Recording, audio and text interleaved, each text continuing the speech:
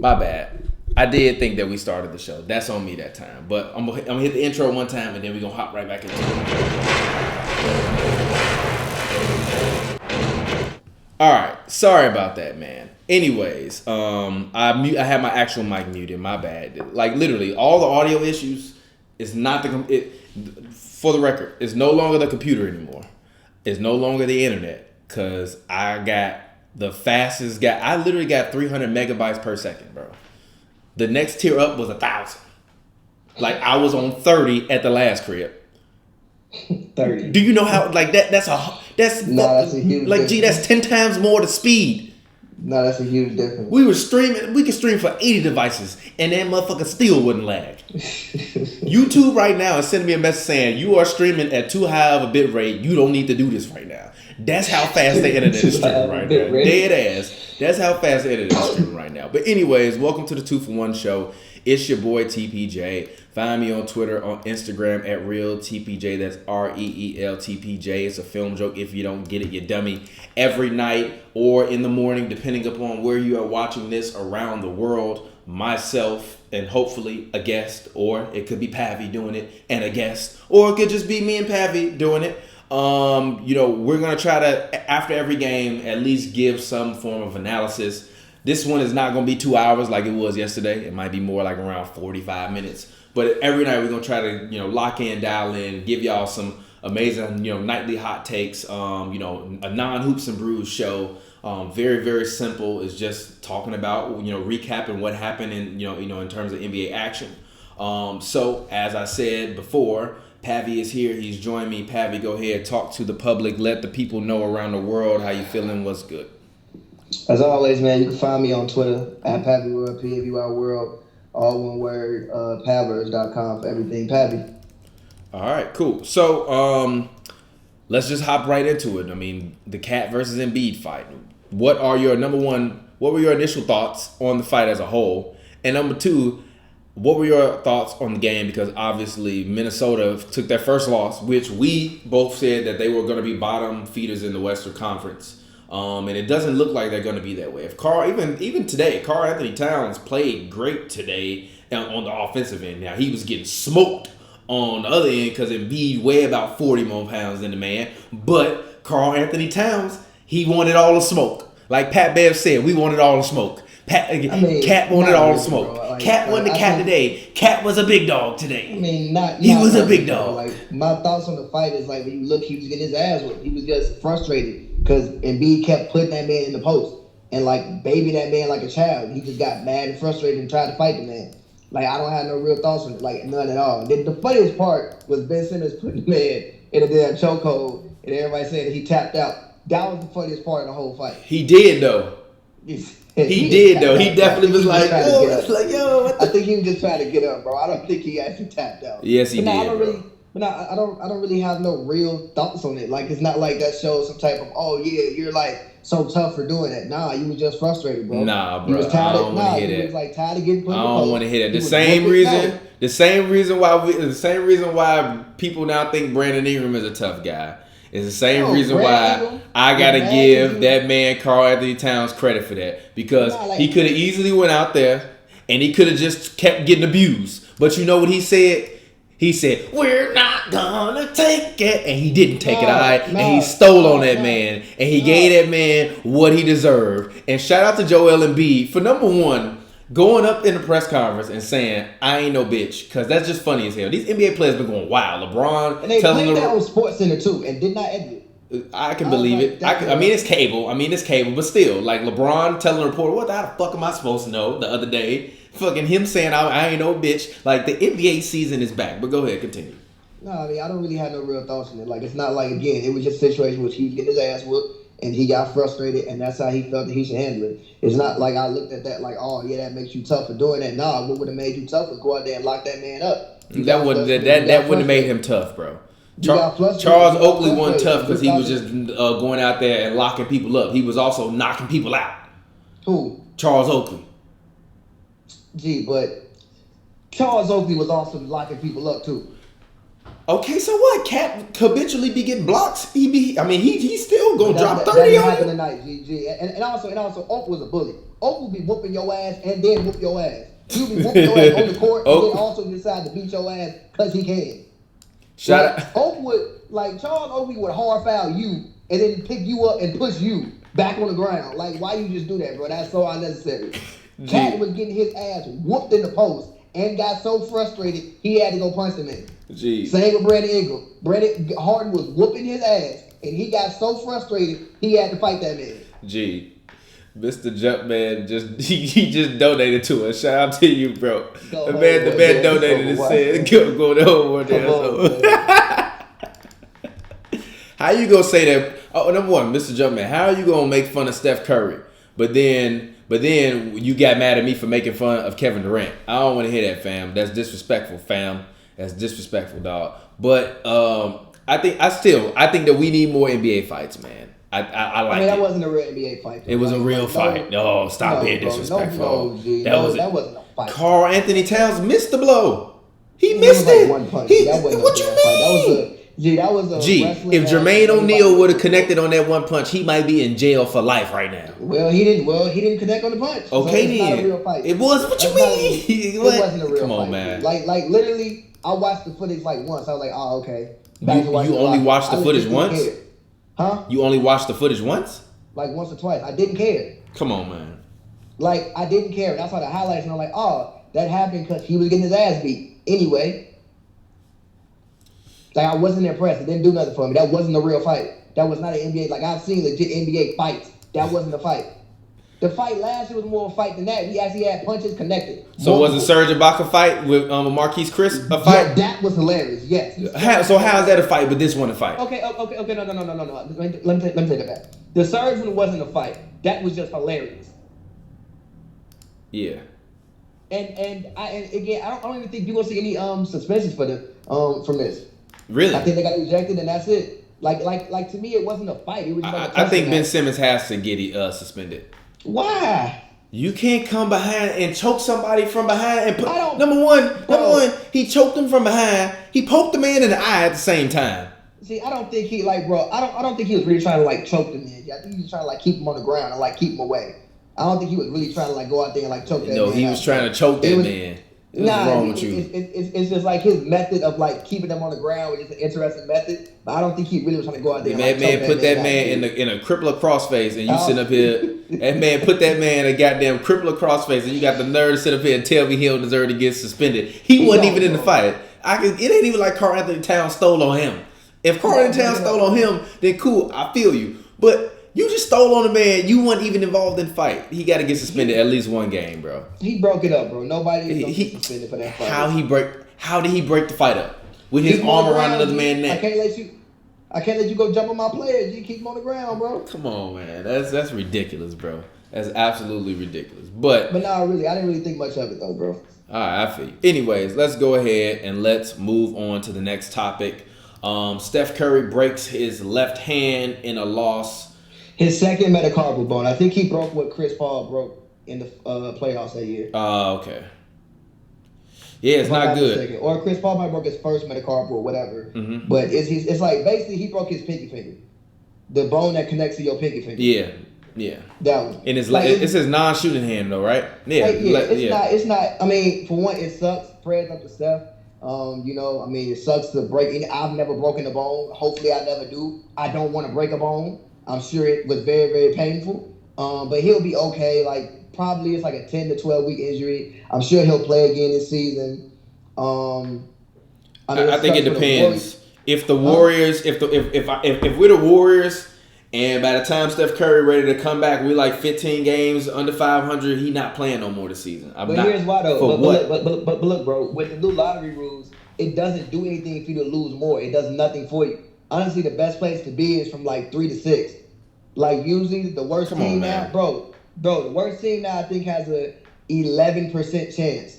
It used to be 25%, but they decreased it so much that it doesn't really behoove you to lose more. Also, what people have to remember is it's not like you're back at Oracle. You have a whole new stadium that you built this year, so you have to fill that up, bro. If you watch the game today when Steph got hurt, half the fans left the stadium. I mean, yeah, they was down by 30. But look, bro, you lose them at 30. You want to sit around and watch somebody lose by 30? Hell no, I cut that shit off. I'm not watching that. But listen what I'm saying. Like, you out of your mind. Like, look, as a business, you can't just, like, if he's healthy, not granted, you don't run him ragged. Like, I say you bring him back. He probably plays like 10, 15 games, load management, make sure he's on a minutes restriction. Just put him out there, fill up the seats. Like, you're in a really weird situation because you have to fill the seats up. I disagree. You just built this beautiful stadium. I disagree with that notion. In San Francisco, you have to fill it up. I disagree with that notion. Why? What do you mean why? I don't think that it has to be about them filling up the stadium. I think what you need to do is you need to protect the most valuable asset in your franchise's history, and that's Steph. A broken hand, bro. I don't. You keep saying it's a broken hand, like they already don't look terrible. We look bad already. Let the man sit at home. Go hang out with Riley. Listen, bro. Also, what you don't want to happen is you don't want your both of your main stars with a year off in basketball, bringing them back in next year. Now you completely out of rhythm with the NBA game. Now you got two guys that you got to get back in rhythm. That's what you don't want to happen. I think you bring him back when he's healthy. Now, granted, you don't run that man out there like 40 minutes. There's no point in doing that. But also, it's not like it behooves you to lose more games. It doesn't do anything for you lottery-wise. But you're missing the point. They're not going to be winning games. So I get your point. So you bringing him back? What you bringing him back to do? You bringing him back to because what? He's healthy.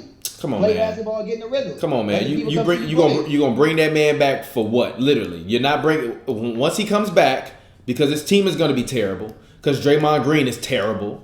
He's terrible. He's been absolutely, positively, 100% hot garbage this year. I just don't think he's healthy. Garbage this year. I don't want to hear that, man. When he gonna ever be healthy? When he gonna be healthy? I'm sick of that. That's an excuse. Every year, it's about Draymond's health. I don't want to hear that, man. Draymond has played a lot of basketball. Exactly. So you know what it is? It's time. As you always say, it's time. It's time. It's time to get that man out of here. Ship that man to Timbuktu. Nobody. What you mean? The only team I can see making trade with Draymond is Portland. That's about it. Who you giving me back? Whiteside. I'll take that. Whiteside, because the contract is expired. I'll take that instantly. I'll give you Whiteside. I'll take that. I'll take that. I'll take that instantly. I'll take that instantly. You want to know why I'm gonna take that instantly? Because when Steph Curry come back next year, you know what I'm gonna have? A center there, and he not gonna want to leave Oakland. And also, yes, Whiteside. And they're not going. You wouldn't even re-sign Whiteside. No. Actually, I'm trading. Now that Steph is hurt, trade D'Lo, trade Draymond, get him out of here. The thing about trading D'Lo right now is you have to play D'Lo's value up. I don't even know. Bro, I don't know. And also you can't. I don't think you can trade D'Lo right now. You still gotta wait. You gotta wait 60 days. But so what? Yeah. So what I'm saying is, I think the best case scenario is you play D'Lo up. You give him all the burn in the world. Let him take every single shot he want to take. Play his value up. Hopefully he can make a case for being an all-star. When you get around the deadline, move him, see what you can get, and cool. But again, with Steph, look, if he's healthy to play, it's just a broken hand. It's not that serious. It is that serious. No, it's not. It's that serious because they never looked good this year. So it's not about the broken hand, bro. But look. I feel you. I'm not even saying you're gonna bring it back to win games. That's not what I'm saying. I'm saying you bring him back, let him get in rhythm, manage him, just don't have him take a year off of basketball, because basically that's what it will be. Manage him, make sure his minutes are down, let the fans come see him. You in a whole new arena. You want to keep selling out. You want to sell it out like they've had 300 consecutive sellouts. You want to keep selling out. Bring him back, let him play a little bit. Shut him down maybe in April. Maybe you bring him back when he's healthy in February, 10 to 15 games. Shut him down in April. Boom, there you go. Get to the summer. But if he's healthy to play, let him play. It's a broken hand. It's not like he tore something. He messed up his ankles. It's literally a broken non-shooting hand. He broke the bone that connects to his finger. It's not you're missing what I'm saying. You keep talking to me about but what's the point? Literally, what's the point? No, wait a minute. He's a guy that's historically known for always being injured or having ankle injuries. So what is the point? You put him out there 20, 25 minutes. What do you gain? You don't gain anything from that though, bro. That's what I'm saying. What do you gain from sitting him down? Huh? You gain nothing either way. That's a lie. It's not like, bro. What you gain is you continue to preserve his health, because his health is really is what's going to be the issue for them going forward in the future. We all know it. It's going to be the issue regardless. If he going to have freak falls like today and break something, you can't help that. Nah, come on, man. It's not like he got an ankle injury, bro. Like, if he got an ankle injury, I feel you, because that's like what his career was almost ended by early on. But he has a freak fall, a bad fall. He breaks his hand. Okay. He always has some weird freak injury. That's how he always gets injured. Then, bro, what are you gonna do about that? We can say the same thing next year. So why would I go and have him go out there and play and potentially risk him getting a serious injury when he's already older? We have him on a long, like, you also have to think about that. They have him on a very long contract. He's already older. What are you gonna gain by putting him out there? You're not gonna gain anything. You're gonna gain two things. You're gonna gain one, him not taking a year off of basketball, losing his rhythm, and now you have to bring back Clay and Steph and hope they get back in the same rhythm again. Not playing. You still going to bring back Clay and Steph and hope they get in the same rhythm. Listen. Not playing basketball for a year when other people have been out there getting better, and you haven't been playing, throws off your rhythm. Also, it's not like unless they do a whole roster reconstruction, people know what you're gonna do already. This is the 6-7 year the same plays. They know what you're going to do, unless they're going to add some completely new, different wrinkle in it we ain't never seen before. They know what you're going to do. I say, look, granted, I'm not saying when he come back, he play every game. You know he don't play back-to-back. He on a minutes restriction. Just make sure he play the home games. Let the home fans come see him. You got a whole new arena. You can do something like that. And when you get to April, shut them down. It does not behoove you to lose more games. They going to lose games regardless. Them losing games does not affect their draft pick. It really doesn't. I just said that. So as I said before, why are you bringing him back? I just told you why. No. To sell tickets, you don't want to listen. To sell tickets, you don't want him to get out of rhythm. Also, where is that arena gonna go? That arena leaving? But the fan support, Mike. I would have bro. That arena leaving. Money. Huh? Also, Clay might come back around All-Star break. Clay not coming. No, Clay should sit here. Now he should sit out. Clay should sit out because he has a ligament injury. I don't think Clay gonna sit out though. Hold on, wait. Hold on, wait. Let's be clear about this. An injury to a ligament and to a tendon is different than breaking your hand. That's different. Now he should sit out. For him, it ain't working. You have a ligament injury. A ligament injury. That's different. A knee ligament injury. That's different than you broke a bone in your hand. That's literally at maximum. Literally at maximum. He would be healthy to play by February. And that's literally at maximum. At the furthest away, February. I looked it up before I got on here. A second metacarpal fracture, usually a time frame is about 10 to 12 weeks. That's if he needs surgery. If he don't need surgery, it might be quicker than that. Now, if it's a broken wrist, okay, because again, him being a shooter, especially if it was his right wrist or someone his right hand where he shoots the ball from, I completely feel it. Because that's if Steph can't shoot, what he gonna do? Yeah. But we talking about the left hand, bro. His non-shooting hand. He'll be okay. I don't know about that, fam. I can't agree with you on that one. I think that if Warrior Nation is in panic, Dub Nation, you love making fun of Dub Nation. It seems like you've been having a pretty goddamn jolly time laughing at our pain and our agony. It's been amazing. It's been amazing. Mm-hmm. Yeah, exactly. Yeah, you've had a pretty goddamn good time doing that. But yeah, it's been amazing, but I don't want to see nobody hurt, man. Look, I want Steph to sit on the court and suffer defeat 82 times. I don't want him hurt. I want that man on the court competing and losing. I don't want to see nobody hurt. I want him to go out there, try his best, and lose by 40 so I can laugh. I don't want to see nobody hurt. I respect that. I do. But again, even when I said the summertime, that one edge away from taking, it's not the worst thing in the world. Look, man, you get to run the young guys out there. Actually, this is your fault. What? You wish this on my man's. I'm a forward thinker, bro. I'm a forward. Get your beanhead ass out of here. I'm a forward thinker. I told you from the summertime. This is a retooling I'm a forward thinker. What? This year is a rebuilding year. You are looking at 2020 and 2021. I personally think, honestly, this is my humble opinion. I think the run as far as winning championships might be over.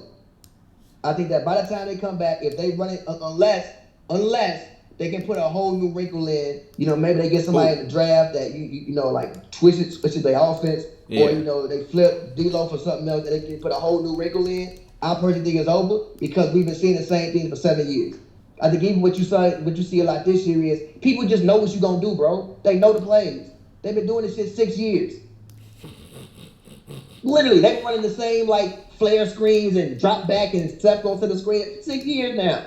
We got mad footage, bro. We know what you're gonna do, G. Man said we got mad footage. We know what you're gonna do. That's why people been hollering at like fire Steve Kerr, which I completely disagree with. It ain't Steve Kerr's fault. Like, look at the talent. They actually can't shoot. And why would you want to fire Steve Kerr right now, anyways? Literally, bro. Amari Spellman got kicked the ball today. The man hit the side of the backboard, G. What you want him to do about that, bro? Yeah. But again, it's not the worst thing in the world. And you gotta be happy with the way the Warriors finished the game. Like, I didn't even make fun of the final score because they came out and they competed. They fell down like by 30 early and lost by like 10. Yeah. They came back and they competed. And that's really all you can really hope for and want with this Warriors team. Like, if I'm a young guy, I'm looking at this as my opportunity. I want to go out there and show like, yo, I'm worthy of sticking around. Yeah. Let me find my Judd Bushman. Let me find my Tony Kukoc. Let me find my Ron Harper. Let me find my B.J. Armstrong. Let me find my Craig Hodges. Let me find these guys that, we still need to those bench guys. Let me find my Sean Livingston. Let me find my Mo Space, my Barbosa. I'm not upset at that. I'm not upset at it at all. I mean, it sucks, man. It's over. It's over. It went over before. I said we was getting back to the finals. I meant that. I really did. I meant that with my heart. I don't want to hear that. I don't want to hear that. I don't want to hear that. I don't want to hear that. I meant that with my heart. You can't tell me what I meant. I meant that with unanimous MVP. That man if he don't play no more, he gonna finish the season shooting 42% and 30% from three. Yeah, but we all know he got hurt, so I don't care. Gee, he was shooting that before he got hurt. I know that. It's 4 games. Wasn't gonna improve much. 4 games. 4 games. 4 games. 4 games. 4 games. 4 games. Kyrie Irving do that all the time, and you be fucking jumping for joy. No, sorry, I gotta stop saying that word. No, Kyrie playing great. The Nets just losing. He playing great. All right. He real quick. Kyrie himself is having the best season of his career so far. I think no. Let's not get it twisted. Kyrie is putting up the best numbers he's put up so far. Exactly? I've never seen Kyrie play like this before. It's not the best he's, but you got to win. Not really, G. Yes. That has nothing. No, your individual performance, like for instance. How does that make sense? How does that make sense when he didn't ruin a game? At least 2 of them at the end of it. Because listen, what? He hasn't ruined 2. No, he hasn't. He ain't solely. John Morant was smacking his. He ain't solely ruined 2 of them. No. Hold on. Man. That's how he fully lost that game. It's been a whole team effort in losing them games. Like, granted, he'd have been part of that team that lost them games, but it ain't been solely him losing the game. And just real quick, I usually think players have their best individual years when they have the least amount of talent around them because you have to. Even Braun. I think Braun. Hold on, wait a minute. Whoa. So now all of a sudden Kyrie ain't got a good team? No, it's a good team. But it's not like the team he had like 3 years ago in Cleveland with Braun. Gee, I swear to God, bro. You told me he was better last year than he ever been. What? When? Last year? Yes, so why are you talking to me about him and Braun? And listen, I think that he's better this year so far than he was last year. So don't talk to me about his team. What are you saying? What are you saying? That's what I'm asking you. I'm saying usually I think you have your best years when you have a lesser amount of talent around you. How he got a lesser amount of talent around him? They're younger. Alright. And KD. Alright, bro. They're younger. You spent all summer long telling me Kyrie gonna win MVP and the Nets gonna be a top 3 seed. I think they will. And now come on, man. Listen, bro. Look. I think you give me misconstrued. I'm not saying the Nets suck. The Nets have a good team. They're just young and don't know. No. The way you was framing that, you was hedging your bets. You was hedging your bets like a motherfucker. No. They have a good team. But it's not like you was hedging your bets. But it's not like he out there playing with Braun or somebody. I usually think again, like even Harden last year. Yeah, they had a good team when they was all healthy, but I think he had the best season of his career because of what was around him. No, it wasn't. That team wasn't a bad team. That team should have been Healthy. the what? That team should have went to the Western Conference Finals if James Harden didn't choke. No, look, healthy. If he didn't choke in that game versus Oklahoma City, they would have went to the Western Conference Finals. But they didn't because he choked. Listen, healthy, it wasn't a bad team. But the issue last year for the Rockets was health. No, it was small game James. That's what was the issue. It was health. It was small game James. It was health. Come on, man. Stop that. That's big cap. Stop capping. It was health. Stop capping. It was health. Stop capping. It was health. Stop capping. But speaking of that, the Rockets. Yes, let's go ahead. Yes, I actually did watch the game. Hold on one second while I pull up that on the thing. So I did watch it. James Harden obviously dropped 59 points in regulation. Russell Westbrook, another triple-double. Russell Westbrook, to me, is the MVP of the Oklahoma City Thunder. I don't want to hear... The Rockets. I'm sorry. Well, obviously he's the MVP of the Oklahoma City Thunder forever. He's still the MVP on the Oklahoma City Thunder. I'm sure, when he goes back to Oklahoma City every time, he going to get louder cheers than Chris Paul ever will. But Russell Westbrook is the key to this team, and he, to me, is the most valuable player for this team so far, but also, to me, he's going to be the most pivotal because Harden, although he dropped 59, they gave up 150 plus, bro. Yeah, that's yes, he dropped 59, but Bradley Beal still dropped 45. I mean, he gave everybody got some of that 45. It wasn't just Harden. I mean, the same with Harden. Harden didn't just give one person. That whole thing.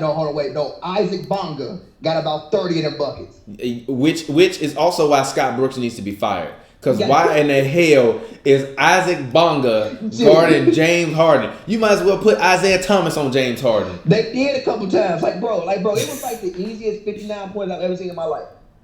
He did not have to work hard for that 59. Yeah, Michael Jordan would literally probably score 100 in a game today if he played. Nah, he would. He would actually score 100 points. Yeah, he would. It would be pretty easy. It would be pretty easy. Nah, it was actually a point in time. I'm like, yo, if this goes to overtime, Harden might score 70. Actually, had the game not been as close, let's just say like they were up by 6, I feel like he probably would have tried to get. To go for 80. If they would have been a little bit closer, if they would have been a little bit more in the lead. Like the fact that the game was so back and forth, he had to make the right basketball play. But he was hot. I said last night when we did this that if you're not making shots, don't shoot them. He was making them today. He hit, I think 52% of his shots today. So I can't. Yeah, but he switched up how he was playing. He went to the hole much more. Good. Much more. Good. He maybe took, I think, 13 threes, but it wasn't like those other games that he took. Yeah, let me go ahead. Let's get the stats up here. Give me one quick second. Go ahead. You can continue talking now. But no, for me, the Rockets, bro, it was the way it ended was all cool and it was dope. Shout out Russ, shout out Harden. But if they're going to play defense like that every night, they're not going nowhere, bro. Yeah. You can't give up fucking 158 points to the Washington Wizards, bro. Gee, the Wizards had 78 points at halftime, bro. Now, look, I will say this. In the last 2 minutes of the game, they locked down. They played defense. If they'd have played like that the whole game, they would have won by 20. But something got to be done about this defense, bro. They gave up 100 to the Pelicans in 3 quarters. And the Wizards had 78 points at halftime, G. That is inexcusable. Mike D'Antoni's your mans. But, bro, it ain't been this bad. Now, granted, it is 4 games into the season. You're talking about, an older, more veteran team. Again, even today, they did show the ability to lock down when they needed to. Yeah. But I just think it's bad to just set these type of principles early in the year, bro. You got to play better defense than that. That's inexcusable. Yeah, but they don't. I don't think they have the team defenders to be able to do what you want them to do. No, they don't. No, they don't. PJ Tucker actually doesn't look the same to me. He looks a year older to me. He looks a year older to me. Daniel House is not a lockdown defender. James Harden is not a lockdown defender. Russell Westbrook, we know, is not a lockdown defender. Lockdown defender. You just need to talk, be smart, and be in the right position. I see so many times in which they're not even in the right position, and it looks like they're not trying that hard. Because they coach don't care about defensive accountability. No, but they had a defensive coordinator, damn near coordinator, the past 2 years. That was really good. Like if you look at the Rockets, it hasn't just been their offense. They've also had a pretty good defense the past 2-3 years. Well, 2 years really. I don't know what the hell this is. 158 to the Wizards, G. The Wizards, G. I ain't seen IT hoop that good in 4 years. Yeah, IT in this game, I got the stats on the screen. IT had 17 points. He was 6 of 11 from the field. He was 2 of 4 from 3. How you revitalize IT? Good for him. I mean, and IT gonna wind up taking Ish Smith's starting job. It's gonna be funny. No, he's not. Yes, he is. No, he's not. Bradley Beal had 40 on 14 of 20 shooting. That is incredible. That is 7 of 12, 11 of 12 from the free throw line. Absolutely incredible. Yo, Rui Hachimura, that kid can play. Yeah. He can play. Yeah, he can play. He can play inside and out. He can. You know who else I like? David. He can score too. He was 3 of 3 on threes today. He was 9 of 15 from the floor. Nah, he can play inside and out. He can post you and he can shoot from the perimeter.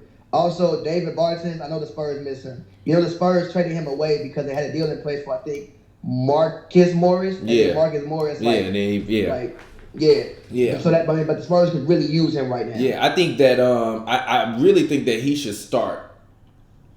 Over who, Bonga? Yeah, I would if personally if the Wizards actually want to try to win some games, which the odd part is like the teams that we thought would look really, really terrible this year don't look really, really terrible. None of the teams in the NBA really look that bad other than the Kings. The Kings look awful. The Cavs look awful. Well, actually, I take that back. The Cavs, this team I got on right here, looks terrible. But other than that, like nobody really looks like god awful. Because it doesn't behoove you to lose anymore.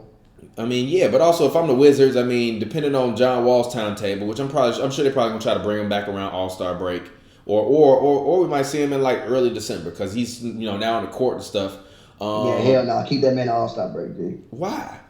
He been out already. It'll be like a year and a half. No, it won't. He got hurt in December, but he tore his Achilles in like January. Because remember, he got hurt and had the surgery. Then he tore his Achilles like a month after surgery. Oh yeah, because he fell or whatever, right? Yeah. He fell in the crib. Oh, you can't heal your heel standing on couches in the club, John Wall. Yeah, you said that video of him at that Halloween party? Yeah, being a joker. Yes. Funny as hell. But anyways, let's go ahead and let's actually move on and let's talk the next game. Next game I want to talk about Bulls versus Cleveland. Did you watch this game? I actually did. I watched it before the Rockets game, and like I was watching the Rockets game on my phone, but that was on my TV because I'm in Chicago. So I was watching it back and forth. I saw kind of like the end, and I saw like the first half as well. Zach LaVine's a fraud. I'm sorry, bro. You telling me this man top 5 future MVP candidate? He's a fraud, bro. I don't think he is a fraud. I just and you got to stop telling me he's better than Laurie. He don't even be looking as aggressive as Laurie. He just be jacking up dumb shots and making stupid plays. The reason why is because they put the wrong type of point guard. They tried to put him with a point guard. I think you should have I think the perfect person to play with was like a Patrick Beverly, and then you put him with a Thomas Satoransky or like a Kobe White, another guard who needs shots. Thomas Satoransky don't need shots. He was 2 of 5 today. Come on, man. Yeah, but if he don't have the ball, what is he doing? Yeah, but that's also why I told you I think Kobe White should be starting and not Thomas Satoransky. But I don't think Kobe White should I think Kobe White best projects as a 6 man. You got to stop saying that. That doesn't make sense. I've never heard anybody say that a guy can come in and be dynamic on offense and he projects as a 6 man on a team that's bad that ain't got a point guard when the guy you just drafted top 10 picks is a combo guard. Listen, him and LaVine on the floor look good together usually. Listen, I'm not saying you don't start him. I think you do start him. I just don't think he does anything else besides score. So what? Neither does Lou Williams. But guess what? Neither does Lou Williams. But guess what? And you know what? There's a spot for him. 6 man. Huh? And he's a 6 man.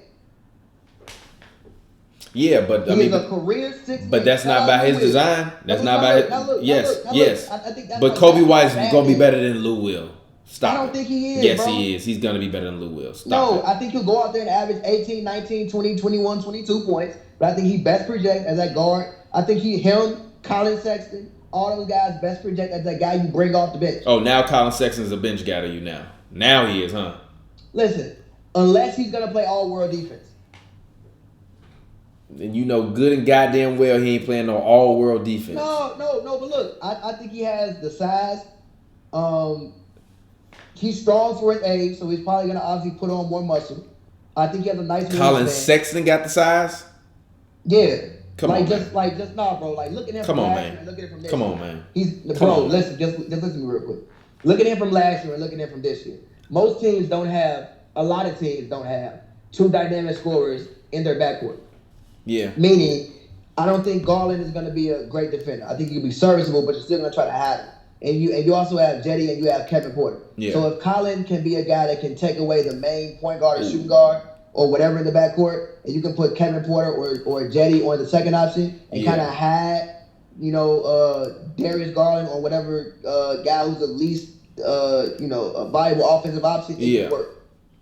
But if he's not going to play all-world defense, and I think he also best projects as a six-man. It's not a bad thing, though. I think it is a bad thing. You're getting draft picks with a bunch of 6 men. That's not what you want. But, bro, you know how... That's not the goal. There are legendary 6 men. Manu Ginobili, Lou Will. You want to keep drafting them? Huh? Even Ginobili... Come on, you want to get... But I'm saying, you keep drafting these guys. But if you draft a Ginobili, are you mad? Like, literally, if you draft a Ginobili... Ginobili on any other team is starting, though. But listen, though, if you draft a Ginobili with the 9th pick, are you mad? No, but Ginobili is starting. If you draft Vinnie Johnson with the 9th pick, are you mad? No, but Vinnie Johnson is going to get some starting time for me. Especially if he playing on the goddamn Bulls. Nah, bro, I think that those guys are better. Vinnie Johnson can't start on this team? Why? That's not what he does. I'm about to get up and leave my own new house. What does he do besides score? What? Vinnie Johnson? Come on, G. Bring him off, bro. I'm like, bro, you got to think about it. If we don't starting lineup, everybody can't want to score. If you bring somebody off the bench when there are less people, because your bench guys, when you start putting the bench, usually those are the guys who have a harder time scoring.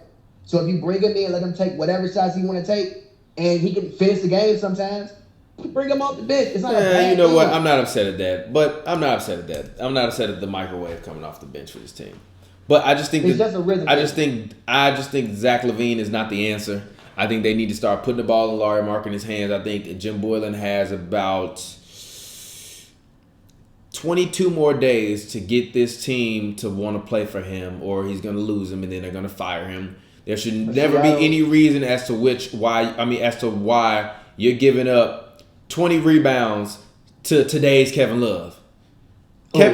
Huh? Nah, bro. Nah. Wendell Carter was out there getting destroyed. He gave up. Come on, G. Kevin Love had, for the game, 20 rebounds, 19 rebounds defensively. Tristan Thompson, 5 offensive, 5 defensive. You can't be getting out rebounded like that. That falls on Laurie. That falls on Laurie. That falls on Laurie. That falls on Wendell Carter Jr. That falls on Otto Porter. That falls on Zach LaVine. That falls on Thomas Satoransky. Zach LaVine can't be good. 2 of the best rebounding bigs in the league, bro.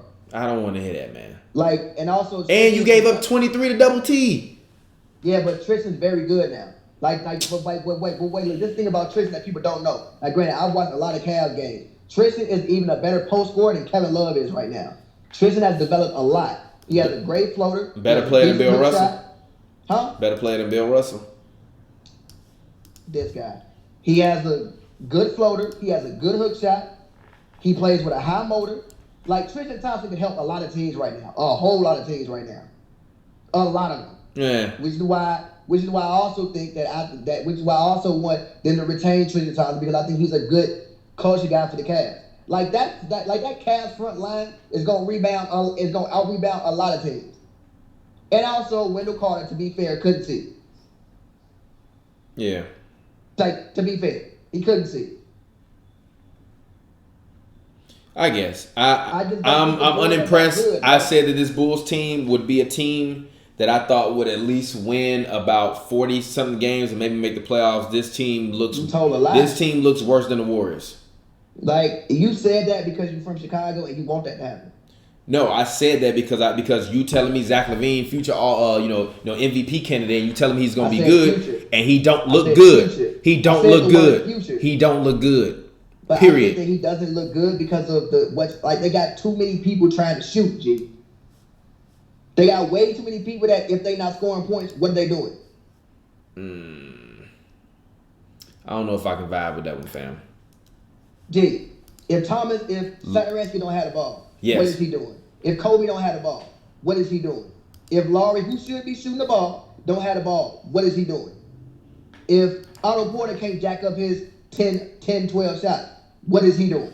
I mean, but shooting is not the issue for this Bulls team. Shooting ain't the issue for them. Otto Porter today took 10 shots. Laurie 10 shots. I'm sorry, 12 shots. Levine 14. Laurie need more though. Thad Young 14. Kobe White 12. Yeah. But look, that's a bad shot discrepancy. No, it's Laurie not. You losing to the Cavs and you get out rebounded by 15. What do you mean? Listen. You just named how many people took double-digit shots today? 1, 2, 3, 4, 5. It's not that bad. Stop it. You're lying. You're lying. You are lying to me if you telling me. Stop. Named it like G. I think Laurie needs to always have about 17 shots. I think Zach needs to always have about 17 shots. And the rest need to get what's left. It's too many people shooting the ball, bro. I don't think Zach need that many shots, to be honest, fam. Yes, he does. No, he don't. Zach is a volume shooter. I think if he's not going to go out there and play a high level defense or at least put forth an effort, then what is he doing? He's a guy that I would not be surprised because he also has a very movable contract. Wouldn't be surprised if he got traded. He would kind of deserve it. No, he hasn't really played up to that value of that. What is he averaging this year so far? Hold on 1 second. Give me 1 quick second. My bad.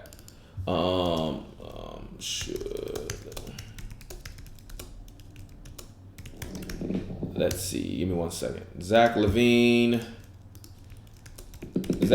right now is currently averaging 20 points per game, 3.6 rebounds, and 4.5 assists, 1.5 steals, shooting 45% from the field goal range and 34.8% from the 3-point line.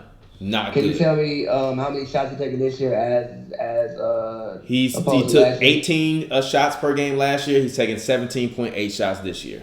Well, he got to play better. Exactly. He's not playing good. He's playing bad. You telling me this guy's future MVP candidate? I'm just not seeing it. Anyways, let's go ahead. I'm just going to go through a quick recap of this game. The New York Nets. I'm sorry, not the New York Nets. The New York Knicks went on tonight to beat the Orlando Magic 83-95. Didn't have the opportunity to watch this game, but in this game, Julius Randle had 16. RJ Barrett struggled today. He put up 9 points on 4 of 11 shooting, 1 of 4 from the 3-point line. But Kevin Knox put up double figures today, as well as Bobby Portis did. But this was still a loss for the Knicks. I don't expect the Knicks to be that good. In terms of the Magic, Vucci Main, a.k.a. Nikola Vucevic, scored 21 points. Evan Fournier put in 14. Aaron Gordon put in 15. Jonathan Isaac put in 10. That was a 12-point win. Let's move on to the next game. We're going to talk about Detroit versus Toronto. Pavy, did you see this game? No. All right. Didn't watch the Detroit versus Toronto game, but the one thing that I was impressed with was Derrick Rose again. Even just kind of checking out the box score, kind of watching a few replays. Derrick Rose again, 16 points today, but he also had 10 assists. I'm going to see them on Friday. Bulls Pistons. I'm going on Friday. Okay, good, perfect. You'll be able to see D Rose, and that'll be amazing. But Derrick Rose is currently this season in 25 minutes per game. He is averaging 20.4 points per game, 6.2 assists per game, 1.6 rebounds. He's shooting 94.4% from the free throw line, 55.3% from the field goal range, and 25% from 3 this year. I think Derrick Rose is going to be an all-star. Outrageous right now. I think Derrick Rose is going to be an all-star this year. His per 36 is outrageous. He's going to be an all-star this year. And he's gonna be a 6th man of the year as well. Derrick Rose per 36 this year. His per 36 this year is the highest it's ever been in his career. Derrick Rose per 36 this year is 29.5 points per game, although it is 5.8 turnovers, which is wild. But whatever, it's fine. 29.5 points per game. He's giving you 7.2 assists, 2.4 rebounds, shooting 93.8% from the free throw line. And wow, that's crazy. And he would be shooting, damn, that's nuts. That is nuts. And he would be technically taking 21.9 field goals attempts per game. Right now, he's currently taking 16 field goal attempts per game right now on his Pistons team. I like D Rose. I think once Blake gets back and he's healthy, I think this team will get to where they need to get to. I think currently they just have to just get healthy. And Blake is a guy that's just always hurt, which is also the other reason why when the Pistons did trade for him, like I understood it because you're in a small market. But also the thing for me with the Pistons was if you know that you got a guy that's always habitually injured, I don't necessarily know if I want to trade for him and make him the cornerstone of my franchise. But go ahead. I do, because we play in Detroit. I got a new arena downtown, and I need people to come. And Blake gonna dunk on somebody 4 times a year. I can sell that. As far as the Raptors go, Siakam has been hooping. He has been very impressive. He put up 30. I don't know how he puts up 30 points. He mostly puts up 30 points because he plays harder than you. But it works. Yeah. Like, he just plays really hard. He'll get some garbage buckets. He'll do the little spin move. He'll hit a 3. He'll do the little spin move. And he figures it out. Like, he got about 2 post moves he can go to, and he plays harder than you. And it's been working out for him. And, Siakam looks like he's deserving of the contract. And he looks like, he's something that you can build around in Toronto. I'm not upset at that. But let's go ahead and let's hop into this game. The Blazers beat the OKC Thunder. This game for the OKC Thunder was just not a good game. They've played pretty much for the most part. Every game that they've played this year has been, number one, extremely competitive, but also they've played good basketball. This game was competitive as well. But I just didn't feel like they caught enough of a rhythm in this game. And, a little bit that I did watch, I didn't see any good shooting performances from any of the guys. I mean, even if you look at, the starting lineup for the day, or even the, top 6 guys, 1 of 4, 5 of 15, 6 of 7 for Nerlens Noel. Shout out to Nerlens for actually rebounding and, doing what he's doing in his career now, because I thought it was over for the man. Shea was 3 of 13 today. Chris Paul, 5 of 10. Schroeder, 6 of 17. Mike Muscala, 2 of 9. So, they did. I just don't think they shot well enough. And Portland is a team now where they can win on days when Dame and CJ don't both score 25. And I don't think last year they could, they would be able to do that against teams that are going to play them competitively. And I think that this year what we're seeing from these guys is something that's a little bit different. But I also think that the thing that I'm looking for Portland that I'm still think that they got to figure out is that small forward. I think Rodney Hood is not the answer to me in terms of being a starting small forward in today's NBA. I think he's more of a bench guy. He's more of a 6-man than a starter. So I think that'll be the 1 weak spot. I agree with you. If I'm the Clippers, literally your small forward, power forward matchup, if I'm Doc Rivers, I'm calling the same plays for Kawhi Leonard and Paul George against both of those guys. That's going to be switching between both of those guys.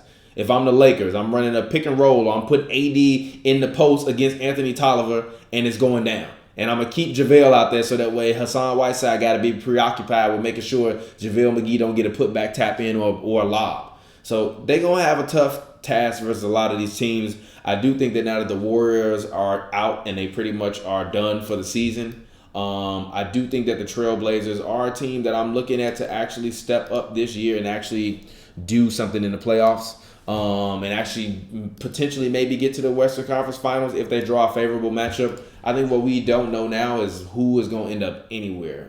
This is wide open, bro. But go ahead. I told you that by the way before the season, but you were so hell bent on. Yeah, because you're trying to compare this to when Michael Jordan retired. It's nothing like when Michael Jordan retired. Huh? I see, because you're trying to compare this to when Michael Jordan retired. The first time, yes, it is. No, it's not. It's the exact same thing. No, it's literally, not. The Warriors were going through a transitional period. Because half the team did, because Michael Jordan left. You just thought the Warriors were going to actually have a better season than what they had, and you don't know what's going to happen. No, you told me Draymond wasn't done. It's a wash. It's still a but look, it's still a transitional period. I said he wasn't done. I don't think Draymond's done, but even still, the Bulls won 56 games that year. They ain't win. The Warriors ain't winning 56 games this year. They not, but I thought. But hope they can win 26. But listen, I thought the Warriors would still have I didn't think it would look like this. Yeah. I thought they'd go out there and win 48. Yeah. 50, something I ain't think it looked like this. They lost about 40 opening night. Yeah. I didn't think it looked like that. Yeah. They got people who they don't have professional basketball players on the roster, G. I'm not upset at that. They got my players out there, bro. No, they don't. Come on, man.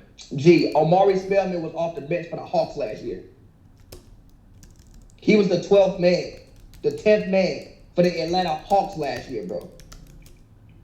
The Hawks. He is playing a pivotal role on the Warriors this year. That is not good. Yeah, I'm not upset at that. That is not good. I'm not upset at that. I mean, it not. Yeah, it's not. But let's go ahead and let's actually get ready to hop into this next topic. The next topic is the Sacramento Kings, man. They are a absolute dumpster fire. Tonight they lost to the Charlotte Hornets and they are now 0-5, man. Luke Walton is a bad coach. Luke Walton is a bad coach. Luke Walton is a bad coach.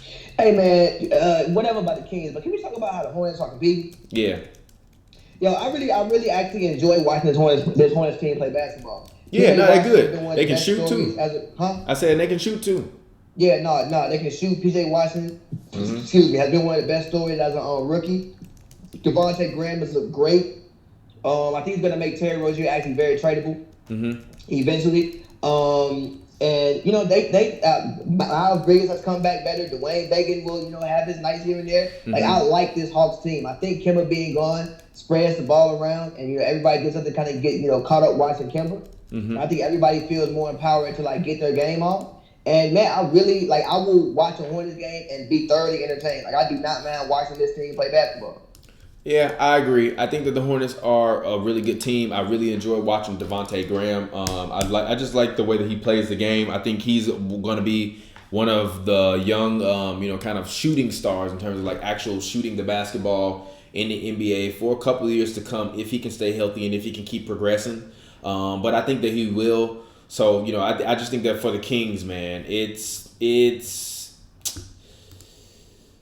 I mean, they have a plus-minus differential of 17. The Kings, the Hornets came back from 14 down today. The Kings were at home. P.J. Washington shouldn't be the guy that's going to beat you and beat your team.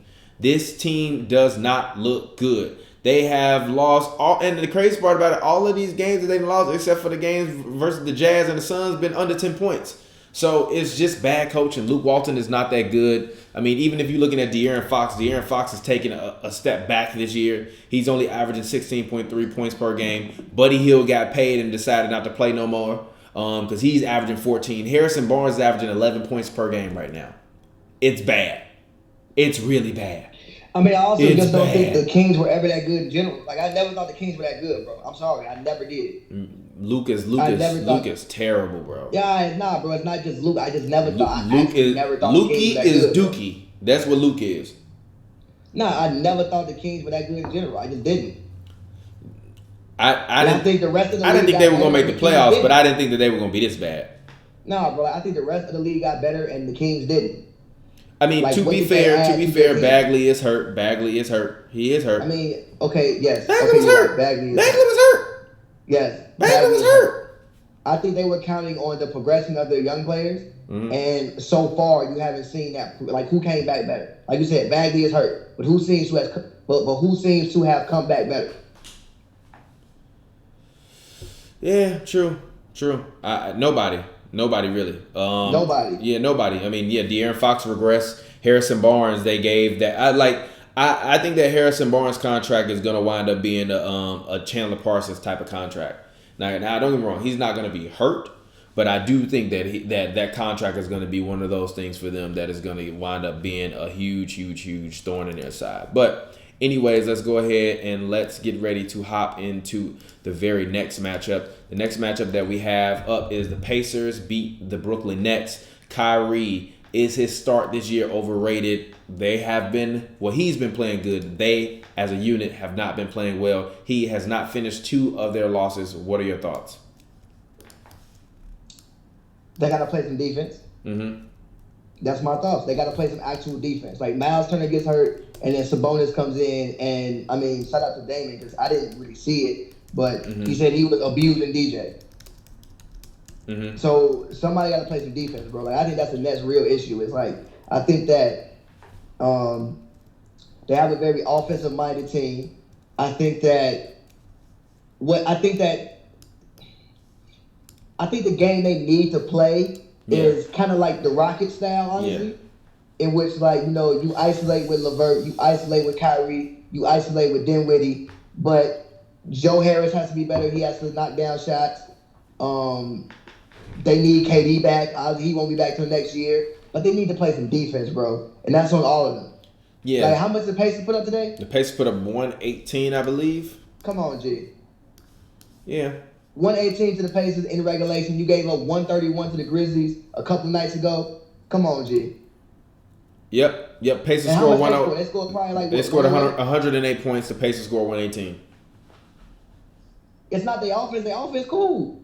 The defense. Yeah, I mean, Sabonis put up 29 and and 8. Brogdon had 21 tonight. Brogdon also was able to give us 13 assists. Brogdon is a guy that I think is slowly becoming what's the name of that black point guard that was always decent as hell but never made an All-Star Andre team? Miller? Yes, literally. Malcolm Brogdon, he looks like him too.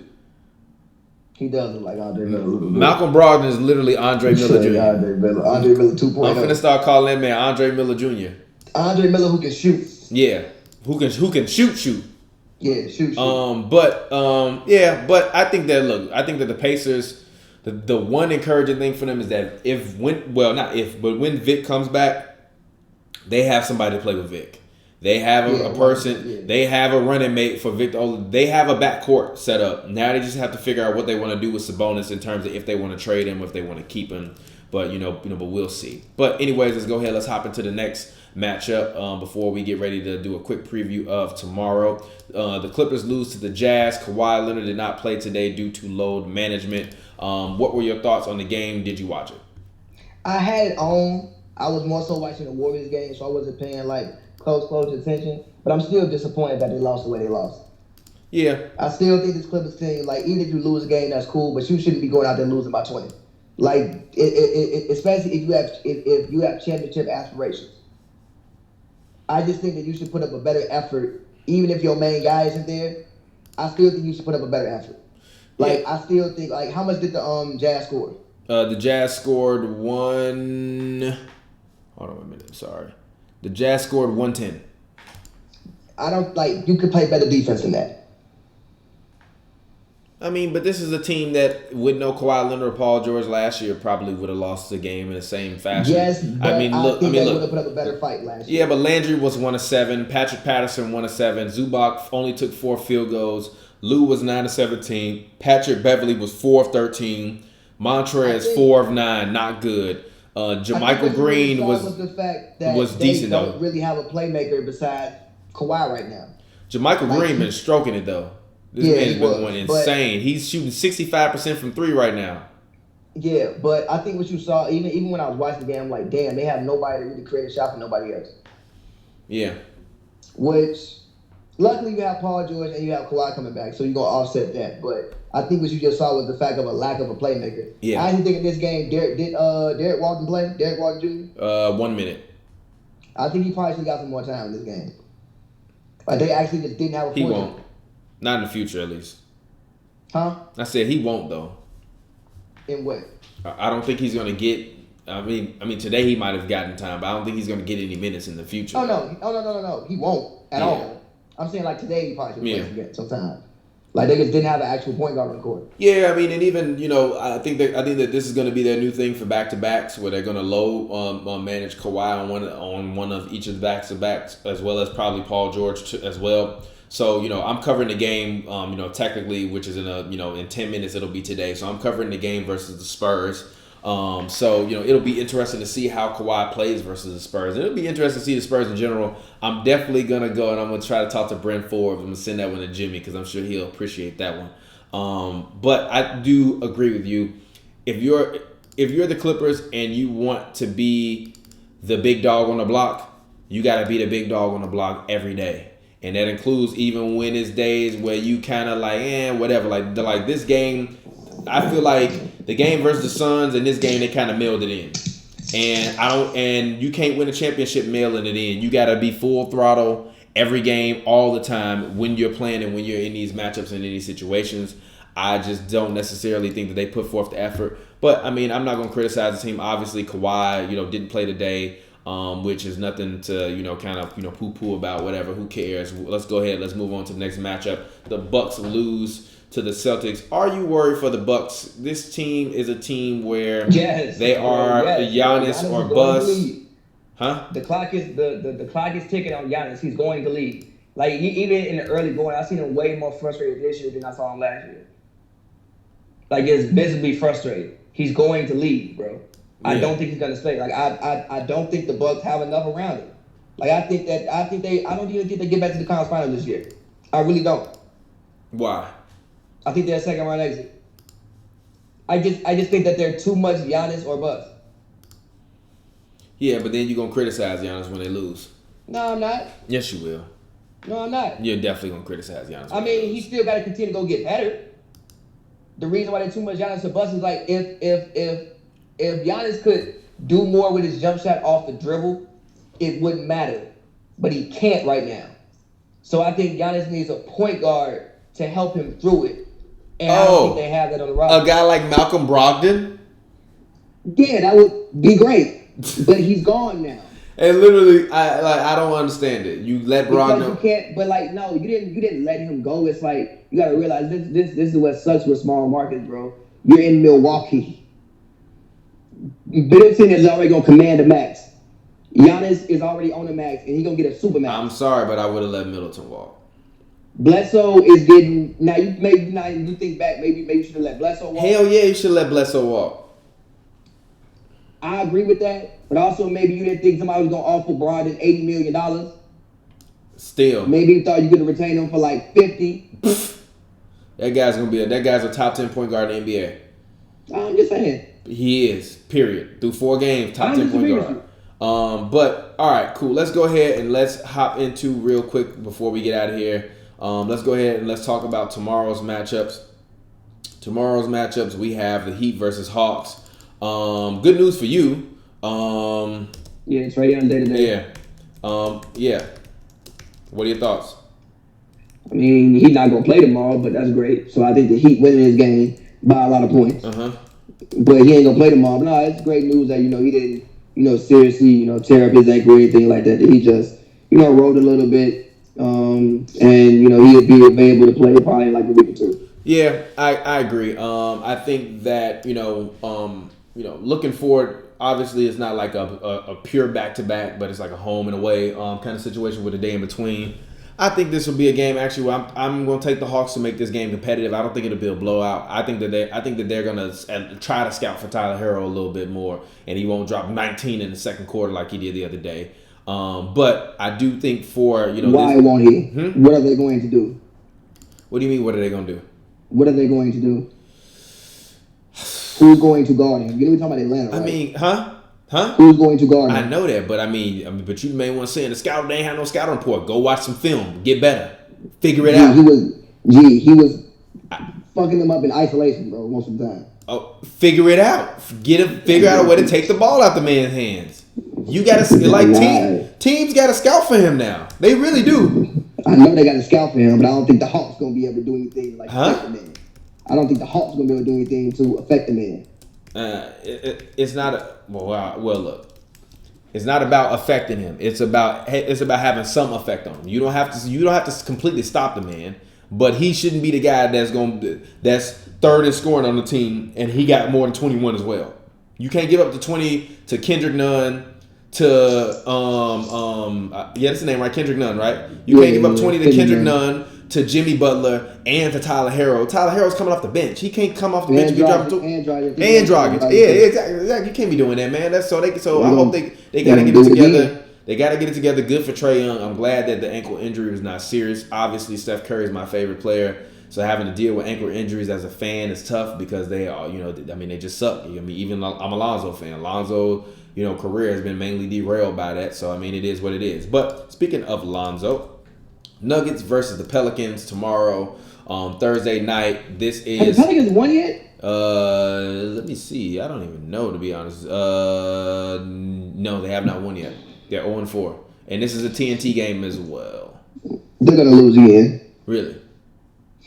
Yeah, I think Denver needs to come. To me, Denver hasn't looked that great starting off the season. To me, a little bit. To me, it like looks like they might have taken a slight step back, just in the fact that they didn't get better. Yeah, but people keep telling me that Denver is going to make the Western Conference Finals, and I'm like, I don't see what y'all see in terms of them looking better than me. Yeah, they don't look better than me. Hotback need to get off the bench. Yeah, they don't look like they. To me, it seems like they pretty much brought. They picked up Jerry and Grant, which should help a little bit, but for the most part, I don't see how they got better. I think Jokic is as good as he's gonna get. Yeah. I think the only thing that can improve with Jokic is just his mind. He hasn't been as good this year. He's only averaging 15.5.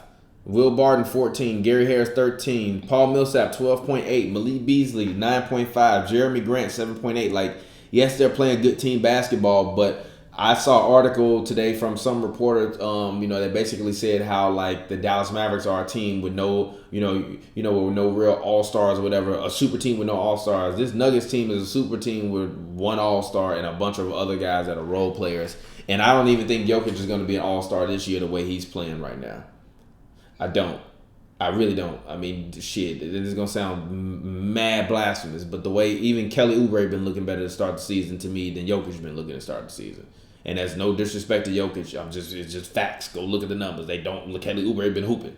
He been hooping. The Suns have been hooping as a whole. So I mean, from that perspective, it is what it is. But who do you think will win this game, Nuggets versus Pelicans? Nuggets. I think the Nuggets win it. Why?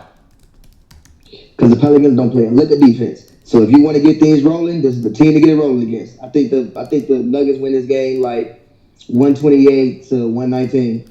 All right, cool. So let's go ahead. Let's talk last matchup of the night: Spurs versus Clippers.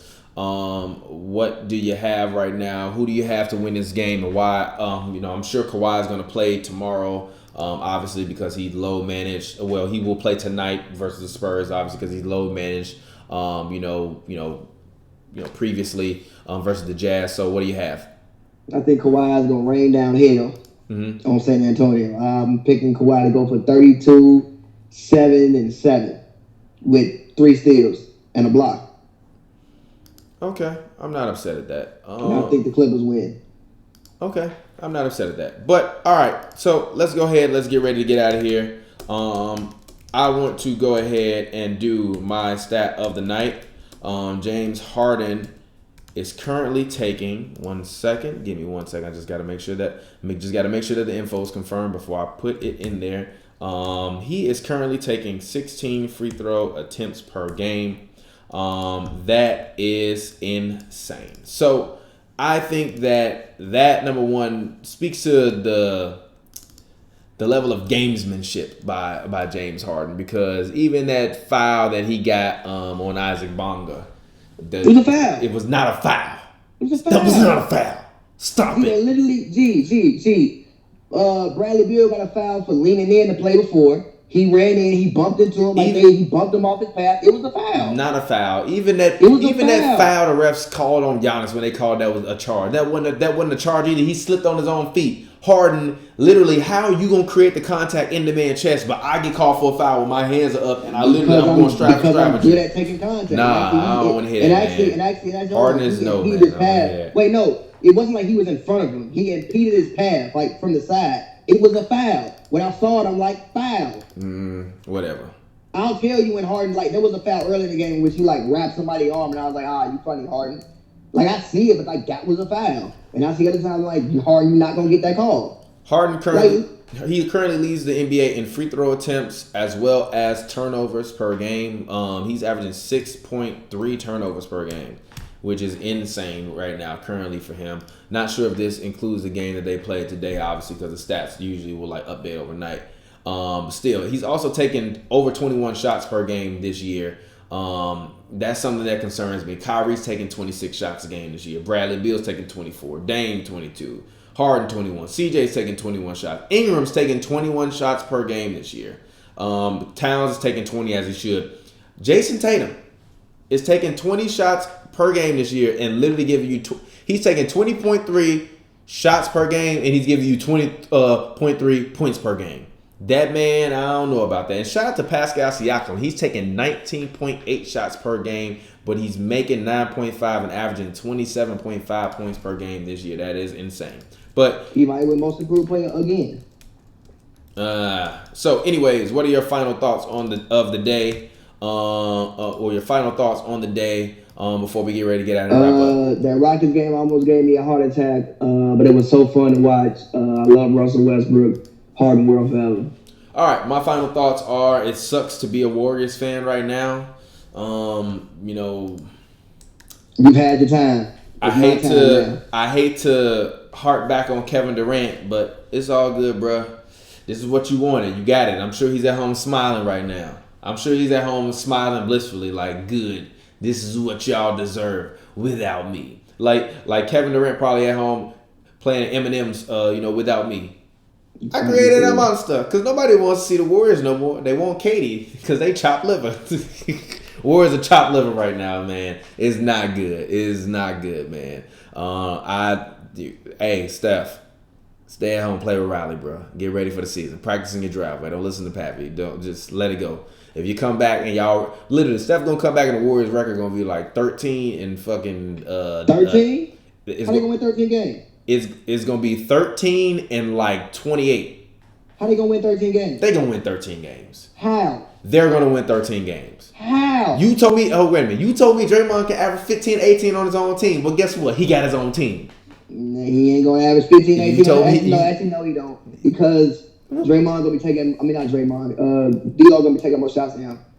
Come on, man. He can't average 15 with no Curry. If Draymond can't average 15 with no Curry, Draymond needs to be. Draymond is damaged goods, bro. He's damaged goods. He gonna average a smooth 13, and also Draymond gonna get load managed now. Draymond gonna play 48 games this year. Why he getting load managed? G, because he's hurting. G. Oh yeah, they also just paid him. Exactly, and he's hurting. He hurt his back today. He's gonna get load managed. I guarantee you, he don't play over. He's probably played 48 to 58 games. He's not playing 60. He's gonna get load managed to hell.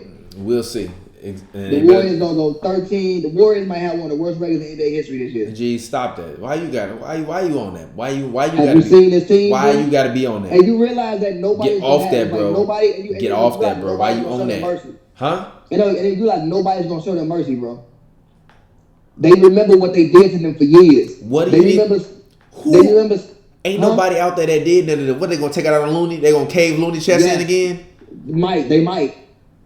They see the uniform color, Steve Kerr on there.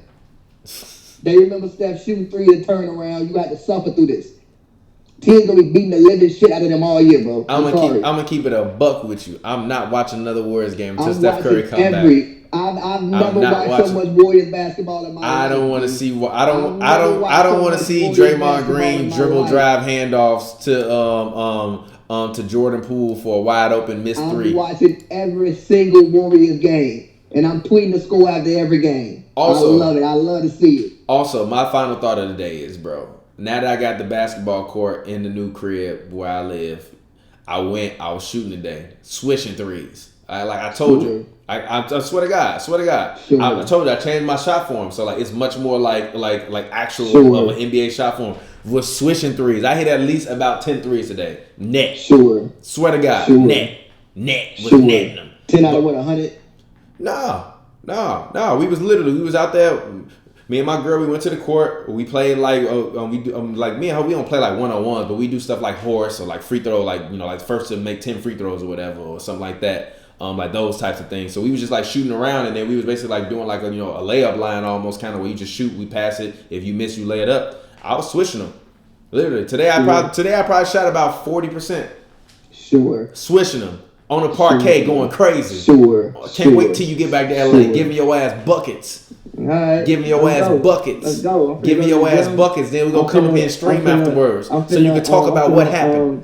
All right, bro. I'm finna go to the gym, get my whole stamina back, get back on the weights. I'm finna start. I'm bringing it back. I'm getting like 16-year-old me. You better get your. Yeah, all right. What? Oh, yeah, all right. This is the game. You're Give me not. some game. You're I'm start not. doing my leg workouts, get all my bunnies back. Hey, look. You want to play basketball? Every time you come over here to record one of these shows, the court is right. The court is a 5-minute walk away. But see, Parquet is closed off, and it don't be no. To run a game, it don't be no people there. Go practice there. You ain't gotta run a 1-on-1 there. Get some friends. We can run a 1-on-1. Call Darius. Call Quams. Look. We're gonna do media runs. We're gonna get the media members in there. Let's go. They not about that life. And I'm smacking they shit all over the court because you know they all 5'7". I'm smacking all of they shit. All of y'all media members. I love y'all as people, but on the court y'all gonna get this work. You gonna get this work, all right? This is a notice to all media members. Do not try to play me in basketball if you did not play collegiate basketball, because I'm giving your ass work. If you played in college, I'm sure you're gonna be able to beat me. But if you just play high school, nah, that's not happening, G. Most of them like 5'6", 5'7", anyways. I'm ready. Hit one of y'all with a move. Get that shit out of there. Be like Zion out there on the floor. But anyways, man, this has been a 2-for-1 show. It's your boy TPJ. Find me on Twitter, Instagram @RealTPJ. That's REELTPJ. It's a film joke. If you don't get it, you damn dummy. And as always, make sure you subscribe. You like this video. If you're watching this video currently, please drop a like on that video. We would greatly appreciate it. Also, make sure that you go right now and whoa. Sorry, my bad. Hit the wrong button. Also, if you are watching us right now, make sure you go right now. Subscribe to our Patreon page, patreon.com/HNB. You can subscribe there, and we have some great perks. And if you subscribe, you can do you can do things, including go to a Clippers game with us, and tickets on us. All right, we picking the seats. We picking the seats.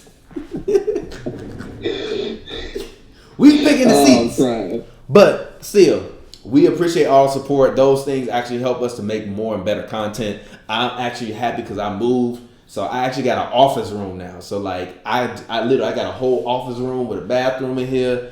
My girl on the whole other side of the house. It's amazing. We got a place to shoot the morning brew now. I got a place to sit and live stream 2-for-1. Thank you to Pavy for coming through on the 2-for-1 show. Pavy, go ahead, get your plug in, talk to the people, let them know where they can find you at, man. As always, man, follow me on Twitter @PavyWorld. PAVY World, all one word. Pavers.com for all things Pavy.